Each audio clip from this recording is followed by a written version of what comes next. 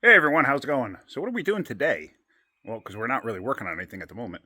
I'm actually going to take the white van that I picked up for parts and I'm taking it to the scrapyard. So here you go, I got it loaded up. It has absolutely no brakes. I bought it for a few parts. I sold a few parts off it, basically paid for the van. I bought it for the rims and tires that were on it because I had pretty darn good rims and tires. And basically just the rims and tires paid for itself. So I'm going to get ready to take it out there now. So this episode of Wrenching with Kenny is brought to you by Hers Potato Chips. And thank you, Brian Miller.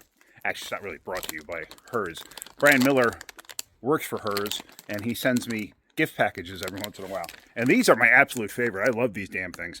Whenever I get these, they get hidden because I don't want anybody else to have them.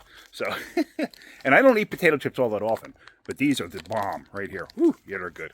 So anyway, let's get Mrs. Wrenching with me, and we're going to take this thing to the scrapyard. It's the first time I've ever scrapped a car here in North Carolina, so not quite sure how it works, but I guess I'm about to find out. So yeah, so let's go ahead, let's do that. All right, so let's see if this caravan follows me along for the ride. I'm not going to film the whole thing, but I got the van loaded with a bunch of scrap too that I've saved up. So the van itself is actually pretty darn heavy.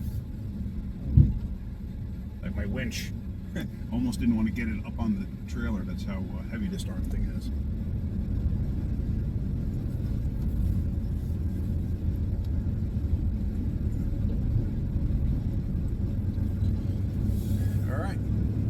We are on the road, so let me get it down there and see how this goes. All right, I'm here. I'm gonna see what's going on. This place got completely wiped out when we had heavy rains a couple of months back. This place was completely wiped out. All the cars floated like up the hill there. I mean, they were all over the place. So yeah, everything that was in here got destroyed. So let me go inside and see what they got to say. All right, so they're going to buy it from me. So I'm basically going to try to unload this thing and not kill anybody in the process because this thing has no park and no brakes whatsoever. So let's see how this goes. All right, well, they came out and helped me real quick, so it kind of went much faster than I anticipated. So here it goes. It's unloaded. It rolled back, smashed into the dirt pile there. But yeah, so it's all good. It's all done. It's all ready to go. So now I can head back home. Oh, you can see here too, the back of the truck, how it lifted up a little bit because I got those air springs in there. You may not have seen the video yet. Video coming out where I installed airbags in the rear suspension. So, all right, well, that was quick and simple and easy. I made a couple of bucks, so I'm happy with that.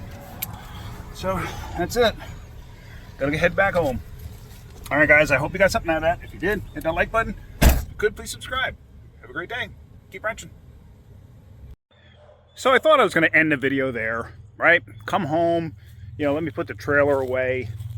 And I wasn't even thinking that it rained last night. And I usually park the trailer in the backyard, up against the back of where I'm making the new garage.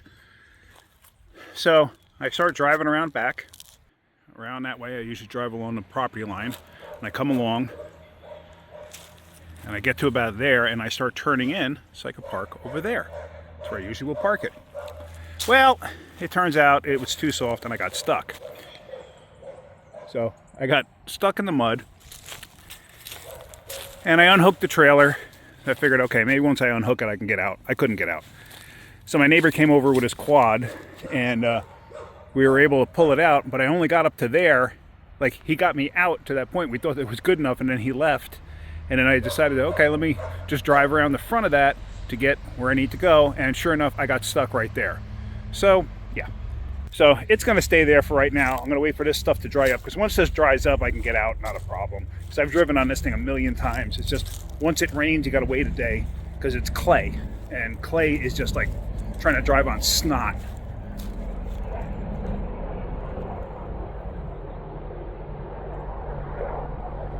Oh, we got military helicopters. I don't know if you can see them through the trees there.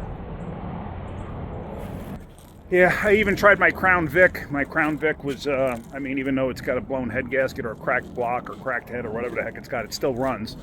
But like I said, that's a story for another day.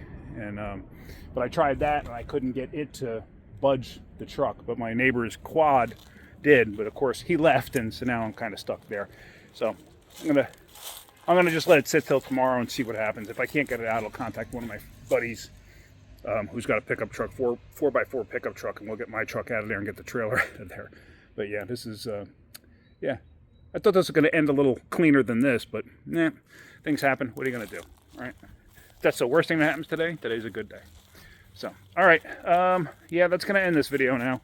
I'm gonna start farting around with the Mustang again. See what I can't figure out with that. All right, guys. Have a great day. Keep wrenching.